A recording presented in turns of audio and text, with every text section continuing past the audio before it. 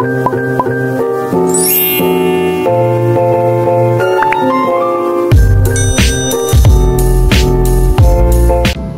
semuanya, di sini saya akan mempresentasikan materi tentang perkembangan analisis wacana di bidang pendidikan bahasa Indonesia. Sebelumnya, mari perkenalkan, nama saya Indah Hairani dengan NPM A1A021091 dari kelas 5C Prodi Pendidikan Bahasa Indonesia. Di sini saya akan sedikit menjelaskan materi tentang perkembangan analisis wacana.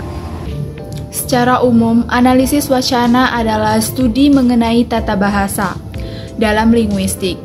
Pengertian wacana itu sendiri menurut Harimukti Kridasana yaitu satuan bahasa yang paling lengkap dalam hierarki gramatikal dan suatu gramatikal tertinggi serta terbesar.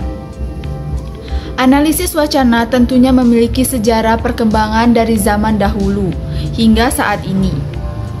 Dalam linguistik, analisis wacana mulai muncul sebagai linguistik murni, yang dimana tidak bisa mengungkapkan hakikat bahasa yang sebenarnya dan sempurna.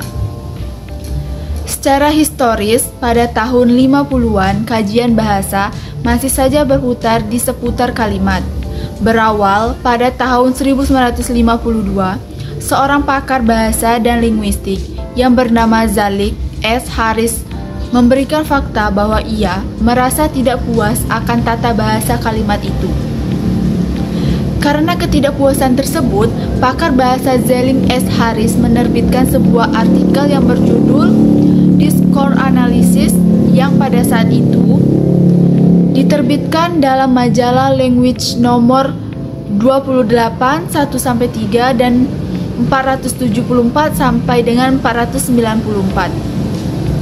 Dalam artikelnya, Harris berargumentasi mengenai pentingnya pembelajaran bahasa secara inklusif dan komprehensif.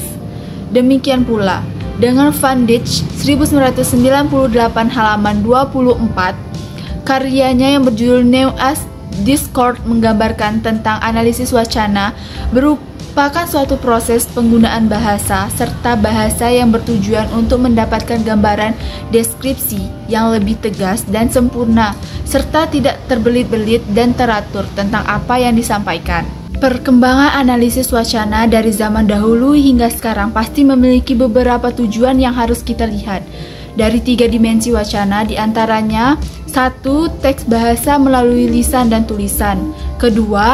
Praktis kewacanaan yaitu produksi serta interpretasi teks. Yang 3. Praksis sosial kultural, yaitu perubahan yang terjadi pada masyarakat, institusi, serta budaya yang menetapkan makna dan bentuk dari sebuah analisis wacana. Dengan demikian, sejarah perkembangan analisis wacana yang berawal dari sang pelopor ialah Zalik S. Harris yang mengumpulkan betapa pentingnya pembelajaran bahasa secara komprehensif dan inklusif. Setelah sang pelopor mengembangkan analisis wacana ini, banyak sekali hampir seluruh pakar melakukan analisis wacana. Dan juga terdapat banyak buku atau artikel yang sudah ditulis oleh pakar-pakar bahasa mengenai analisis wacana. Dapat dibuktikan bahwa betapa pentingnya analisis kebahasaan dalam dunia bahasa dan linguistik. Dengan begitu, kajian bahasa tidak hanya berputar di suatu kalimat saja. Namun, ada menurut Theo Van Dijk 1990 merupakan salah satu pakar analisis wacana yang terkenal. Dia mengemukakan teorinya dalam analisis struktur diskursus sosial serta pendekatan kontekstual dan kognitif melalui bukunya. Van Dijk mengkaji bagaimana struktur wacana mempengaruhi pembentukan makna dan hubungannya dengan konteks sosial. Analisis wacana merupakan pendekatan yang digunakan untuk memahami dan menganalisis teks atau percakapan guna mengungkapkan struktur bahasa dan makna yang terkandung di dalamnya. Perkembangan analisis wacana dapat dilihat dari beberapa tahap utama. Yang pertama yaitu tahap strukturalis, kedua tahap generatif transformasional, ketiga tahap pragmatif, keempat tahap sosial, kelima, tahap kritis. Tahap-tahap ini menunjukkan bagaimana analisis wacana tersebut berkembang seiring waktu.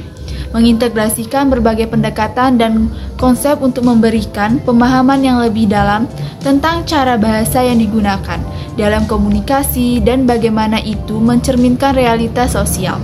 Nah, itulah sedikit materi tentang perkembangan analisis wacana di bidang pendidikan bahasa Indonesia. Sekian, saya akhiri. Wassalamualaikum warahmatullahi wabarakatuh. Sampai jumpa.